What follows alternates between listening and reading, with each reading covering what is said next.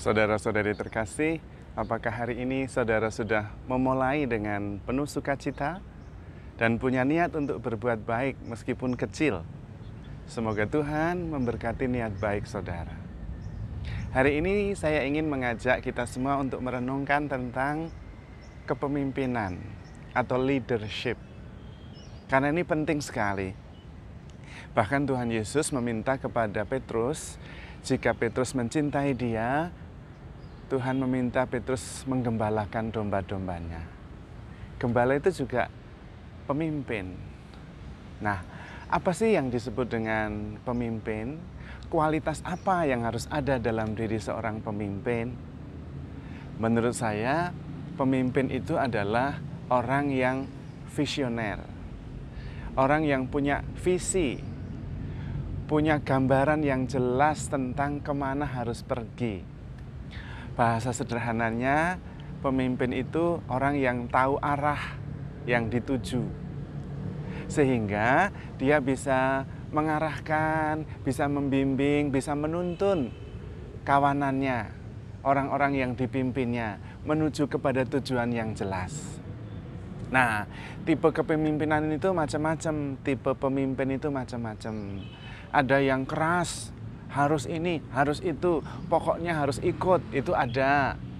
Yang disebut dengan diktator, ya, pemimpin yang mengharuskan dengan tangan besi.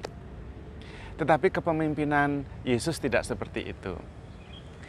Ada juga kepemimpinan yang membujuk, mengarahkan, memberi teladan. Nah, itu juga kepemimpinan. Dan nampaknya kepemimpinan yang seperti itu yang digambarkan oleh Tuhan sebagai gembala yang baik. Gembala itu menuntun kawanannya dengan membangun trust, membangun kepercayaan. Jadi membangun relasi sehingga domba-dombanya itu percaya kepada gembalanya bahwa kalau gembalanya itu akan membimbing mereka ke sumber air yang tenang, tidak akan menjerumuskan mereka. Dan domba-domba ini tahu kalau ikut gembala ini pasti aman, terlindungi, dan pasti menuju ke tempat yang baik. Maka diandaikan para gembala, para pemimpin itu tahu di mana sumber air yang jernih, tahu di mana padang rumput yang hijau, tetapi juga tahu bagaimana membujuk, membimbing, membangun trust terhadap domba-dombanya. Itulah kepemimpinan yang diharapkan. Dan kepemimpinan seperti itu adalah kepemimpinan yang lemah lembut, rendah hati, bahkan ikhlas berkorban untuk yang dipimpin. Dan itulah kepemimpinan Yesus Kristus, gembala yang baik itu. Kita diminta menjadi pemimpin seperti itu, baik di dalam keluarga. Ya. Para suami itu harus menjadi gembala yang baik bagi anggota rumah tangganya. Dia harus tahu kemana arah perahu rumah tangga ini mau dibawa. Di mana ada gelombang yang besar, di mana ada karang yang terjal, dia harus tahu. Dan harus bisa mengarahkan seluruh anggota keluarga untuk menuju tujuan pantai yang tenang, dermaga yang siap untuk menanti dengan kedamaian dan kesejahteraan. Nah, kepemimpinan dalam rumah tangga juga harus sama. Memberi teladan, membujuk, merayu, menyatukan visi, memberi gambaran yang jelas terhadap tujuan dari seluruh anggota keluarga apa yang mau dicapai. Jangan memimpin keluarga dengan kekerasan, dengan diktator. Nanti bukan ikut, bukan bersatu, malah tercerai-berai, malah sakit hati. Jadi keluarga juga harus dipimpin seperti kawanan domba. Dan harus ada gembala yang baik, yaitu para suami yang bertanggung jawab. Nah, juga di lingkungan sama. Memimpin umat lingkungan mungkin lebih luas dan lebih rumit karena masing-masing punya keinginan macam-macam. Tetapi seorang ketua lingkungan atau koordinator wilayah atau dewan paroki, dia tahu kemana harus pergi dan jelas gambarannya mau kemana.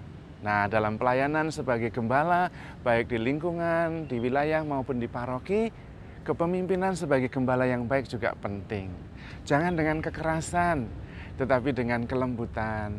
dengan menyatukan visi, memberi gambaran yang jelas kemana arah yang mau dituju, dan juga apa yang bisa dicapai ketika tujuan itu bisa diraih, bisa membujuk mereka, menghibur, meneguhkan, membangun trust.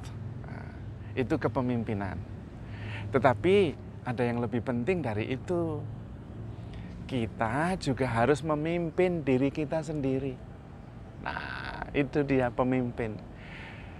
Kita juga harus tahu kita mau membentuk hidup kita itu macam apa. Kita itu di depan mau memasang visi, gambaran yang jelas seperti apa.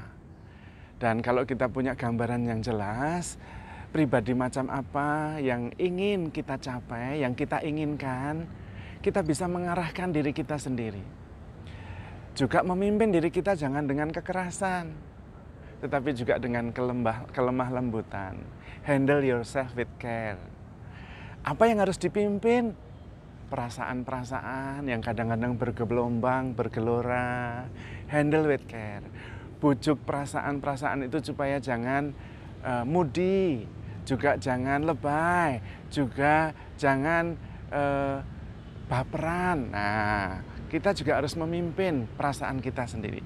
Pimpin juga pikiran-pikiran kita. Arahkan pada tujuan yang jelas. Supaya pikiran kita juga terarah, fokus. Dan energinya terpusat. Dan itu kekuatan yang luar biasa. Maka sebelum bisa menjadi pemimpin yang memimpin orang lain, kita juga harus bisa memimpin diri kita sendiri.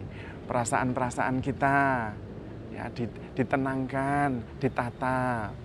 Pikiran kita juga ditata, diberi senyuman, diterima, diarahkan, dibimbing, dibujuk. Jangan dengan kekerasan. Handle yourself with care. Kalau kita bisa menangani diri kita sendiri, memimpin diri kita sendiri dengan sabar, dengan tenang, kita juga bisa memimpin dan membimbing orang lain dengan tenang. Belajar dari Tuhan Yesus. Menjadi gembala yang baik termasuk terhadap diri kita sendiri, terhadap perasaan-perasaan kita, masa lalu kita, pikiran-pikiran kita, dan arahkan semuanya kepada Tuhan. Tetapi di luar itu tentu kita mohon rahmat Tuhan, supaya kita mempunyai kekuatan yang berasal dari roh Tuhan sendiri. Tahu apa yang Tuhan kehendaki atas hidup kita. Tahu bagaimana harus menata perasaan, menata pikiran. Supaya kita bisa menyusun masa depan yang jelas untuk diri kita sendiri. Menjadi pribadi macam apa. Dan kemudian kita bisa juga memimpin saudara-saudara kita, keluarga kita, lingkungan kita, masyarakat di sekitar kita. Itulah pemimpin yang baik. Itulah gembala yang baik. Di luar itu kita harus memimpin, dasarnya adalah cinta kasih.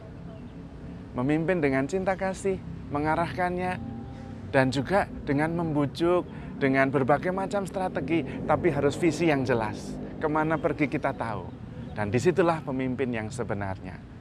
Tuhan sudah menjadi contoh bagi kita. Tetapi juga ada tokoh nasional yang mempunyai prinsip kepemimpinan yang sangat baik, yaitu Ki Hajar Dewantara. Ing ngarsa sung tuladha, ing madya mangun karsa, tutwuri handayani. Di depan kita juga harus bisa, di depan memberi teladan, supaya semua orang ikut. Di tengah ikut kerja, terjun bersama-sama membangun karya. Ing ngarsa sung tuladha, ing madya mangun karsa. Ya. Dan di belakang harus memberi semangat, memberi dukungan, membesarkan hati. Itulah prinsip-prinsip kepemimpinan. Tetapi terutama kita juga harus menjadi pemimpin atas diri kita sendiri. Perasaan-perasaan kita, pikiran-pikiran kita, masa lalu kita, masa depan kita. Kita tahu persis kita ingin menjadi pribadi macam apa. Supaya kita bisa mengarahkan perasaan, pikiran, masa lalu, bawah sadar kita, kesadaran kita, ke cita-cita yang ingin kita capai. Yaitu pribadi yang berkenan kepada Allah. Kita percaya kalau kita berusaha dengan baik, Tuhan akan menolong kita. Dan kita sungguh-sungguh fokus, kita pasti berhasil. Karena jangan lupa, Tuhan menyertai kita. Immanuel. Tuhan memberkati.